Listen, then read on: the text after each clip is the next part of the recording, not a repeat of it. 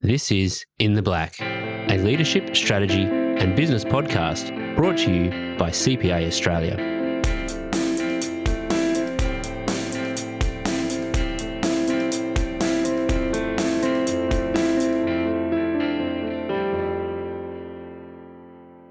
Hello, I'm Jacqueline Blondell, and welcome to another episode of In the Black Career Hacks.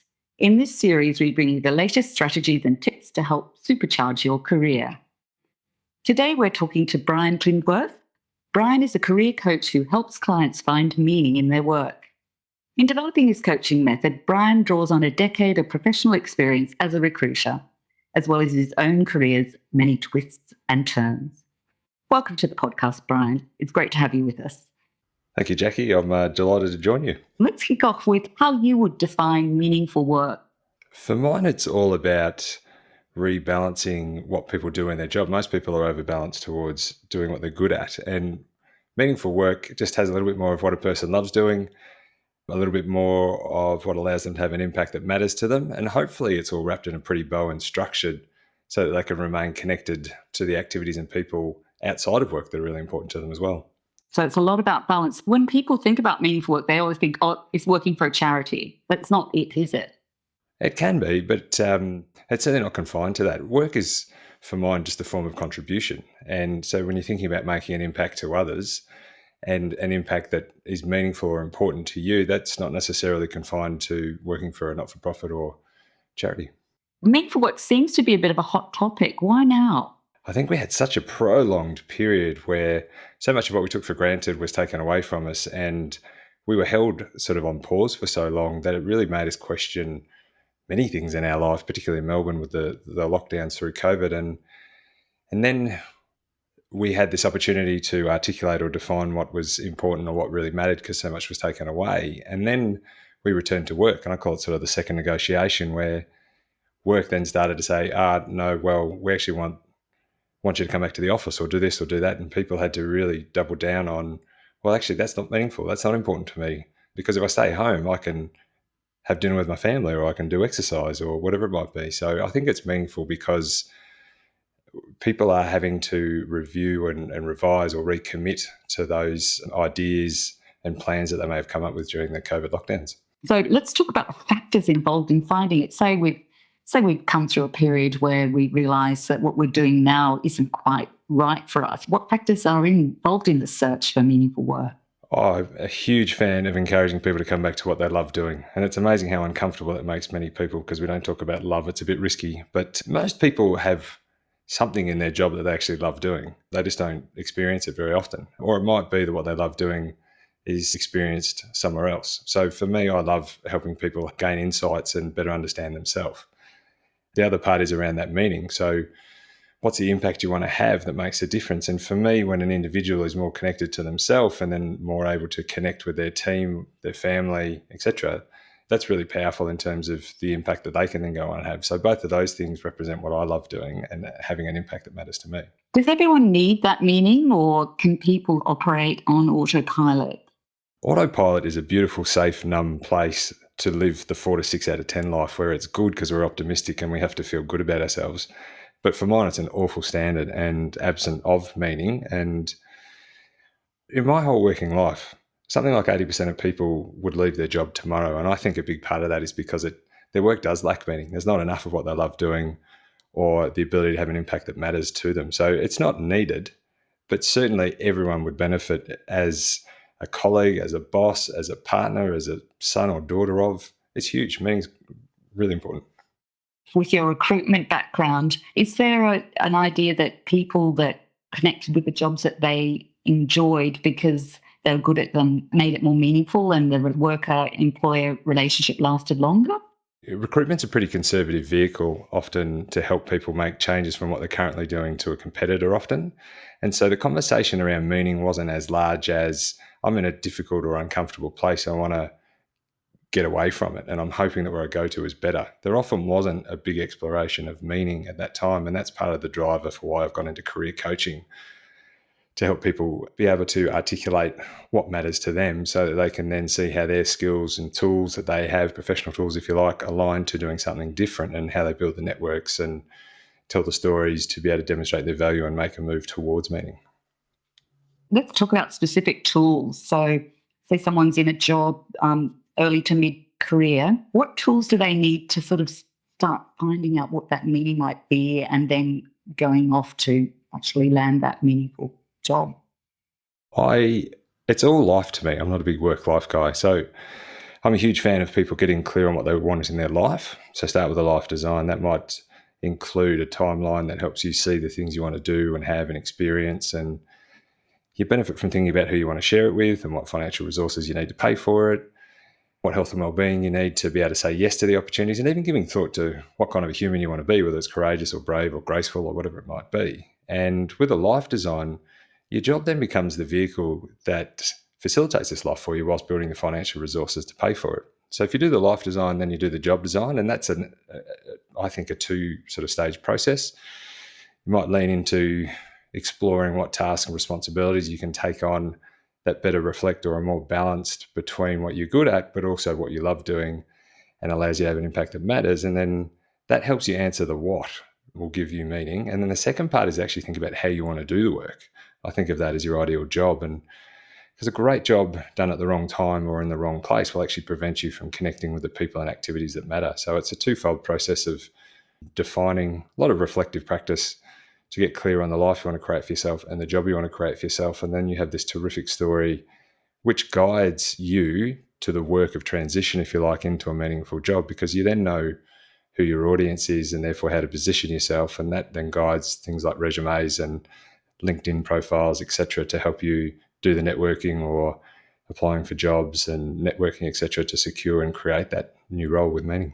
Am I right in saying that you recommend doing the life design and then working your job into that? Absolutely, yes. I think at different ages and different stages of our lives, we do put priorities on different things, and whether it is generating the financial resources to pay for the family, or there's always a concern about bankrolling someone else's life rather than participating in it. So an individual's priorities and top values are really important in guiding that. I would say that when people are established in their careers, they feel like they've got the most to lose, and that often keeps them disconnected from meaning because it feels too risky, because I can't afford to take a break or take a step laterally or down, dare I say. And often they don't explore it until they feel like they've got less to lose because they've paid off the high school fees or the mortgage or whatever it might be. And if they earn considerably less, they feel that they can still maintain their lifestyle, and they often explore it later in their career. We hope you're enjoying In the Black's Career Hacks series. If you're interested in the latest news, analysis, policy updates and business insights, you should check out CPA Australia's With Interest podcast. Join us as we dive into the news and delve into the business issues of the day. We talk to thought leaders from across the accounting, finance, strategy, economic and business spectrum. And you get their expert opinions. Now, back to In the Black. Would you apply meaning in the way that if I learn this bit and get this bit of experience, then I can expand my horizons? No, what I hear in that is what I think of as the qualifications or tickets you need to advance your career, which leads to the ability to solve different problems and earn different amounts of income. But the life design doesn't change, and the job design doesn't change, because that's still built around what do you actually want in your life and who do you want to share it with and how fit do you need to be able to live it, etc. And that's not tied to any qualification. And the challenge for people early in their career to be connected to meaning is they don't know what's meaningful to them, because we don't often ask people what they love doing and encourage that, because it's too risky and we're scared that they'll make a mess of it or there's no financial security in it. And we've given up on what we love doing as the adult and the parent guiding younger people. And so they get distracted by what they're good at and sort of push down the path of progress, and life will get better and you'll have more options. And we get distracted by what we're good at and can do. So it's different questions that are required at that stage. And that feels really brave to people early in their career because they haven't been asked that. So they don't know how to answer it. They might theoretically, but they don't know what it feels like because they haven't spent time living those things. What sort of questions should they be asking? For an early stage of a career, I'd still be, maybe instead of thinking about your whole life, think about where you want to be in 5 years' time and the things you want to do and have an experience. And then when you think about any of your school assignments or voluntary roles or even part-time roles, anywhere where you've held responsibility, it might be in the family unit. What are the things that you actually love doing? Because even within an accounting career, there's lots of different ways to leverage different skills and hold different responsibilities, whether you are more people-orientated and love the presentation of the numbers or building the relationship to build trust to get access to information, or whether you perhaps are more technical and you love learning the software side of it, or whether you love the numbers, right? And the black and white nature of numbers really appeals. You can still be asking the same questions around what you actually love doing. And when you think about the impact you want to have, that might be around integrity, and you get a real satisfaction out of your attention to detail and accuracy in presenting the numbers at month end, year end, etc., so that the organisation, the leaders within it, are operating with data that can be trusted, and that makes you feel good, and that's an impact that you value. You mentioned later when your career's been established for a while, what kind of questions you should be asking yourself then? So as we get later into our careers, whether it's 30s and you've done something for 10 years, or maybe you're in your 40s and things have shifted in family, or maybe you're getting 50, 60 and you're getting close to the empty nester and thinking about your final step in your career. It's interesting, people later in their career still benefit from asking the same questions. What do they love doing? Often they've forgotten by that stage, but they can come back to it and revisit something that maybe happened once a year or once every 6 months. But I don't think the questions change. I just think the permission that people give themselves to pursue what they love rather than meeting their obligations because financially they need to earn a certain amount. It's the barriers to permission or the other stories that go on around, do I really deserve to be happy and love what I'm doing? No one else does. Is it fanciful to have work-life balance? Yeah, I don't know anyone that does. So if no one else can do it, I can't do it. The questions don't change. Your hurdles to pursue it and engage with it is what changes at different stages of your career. Meaning isn't the same as motivation. They're not the same thing, are they? They're certainly not to me. I think that motivation is a bit old-fashioned in some ways in that it's often external, it's temporary, it's unsustainable, and most people drop off a cliff. So picture someone who wants to fit into a wedding dress or run a marathon, or someone who wants to complete the CPA so that they can get that promotion.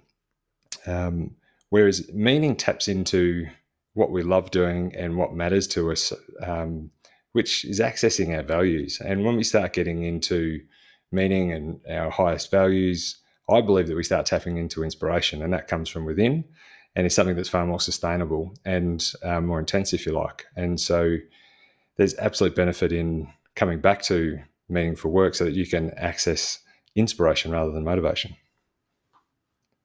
Let's talk about organizations and meaning now. How important is it for them to have meaning, the business to have meaning for the employees and the employees? I think it's really powerful. There's language like discretionary effort and accelerating results and growth and efficiencies and all these sort of beautiful things. If strong leadership is present and there's authenticity in what the organisation or team's meaning is, there's real power in that in terms of individuals being their best self and doing their best work. If the leadership isn't strong enough and the engagement into the meaningful mission or purpose isn't present, we default to the meaning of making money, and it becomes transactional and becomes about money, and that doesn't feel very personable or warm or caring or inclusive often. So meaning can be really profound. When I spoke to you in the past, you mentioned that you had been made redundant a few times. What did this teach you about the importance of finding meaning in work? What it taught me was that when my reason for getting out of bed, my meaning was tied to what was defined by other people or encouraged or forced onto me, i.e. what a boss says is a good day's work, or earning money to pay bills for other things. When the role was taken away because the role was made redundant, I was very lost. And that made the experience much more difficult to navigate. Whereas when my meaning was based on what I loved doing and having an impact that mattered to me, when the role was made redundant and taken away, I still knew what was important to me. I still knew who I was, and I was just looking for a new place or a new vehicle from which to do the work. And that made it so much easier to navigate that period of uncertainty and discomfort. What would your advice be to others? I'm a big fan that we're all human, and there's great value in acknowledging it's really uncomfortable when someone takes something so important away from us that impacts all of our life. So there's huge importance in making peace with the event. But once you've made peace with the event, then coming back to what's meaningful to you really helps you start to move forward so that you can do your life design and do your job design and then do the work of securing your next role. But it is absolutely that notion, that clarity around what's meaningful for you that will help drive you and help keep you inspired in a difficult time. Thanks so much for sharing your insights with us, Brian. It was really great to talk to you. Thank you for the opportunity. I've really enjoyed the chat. Thank you. And if you're looking for more great career content, please check out the show notes for links to CPA Australia's career resources. Until next time, thanks for listening to In the Black's Career Hacks.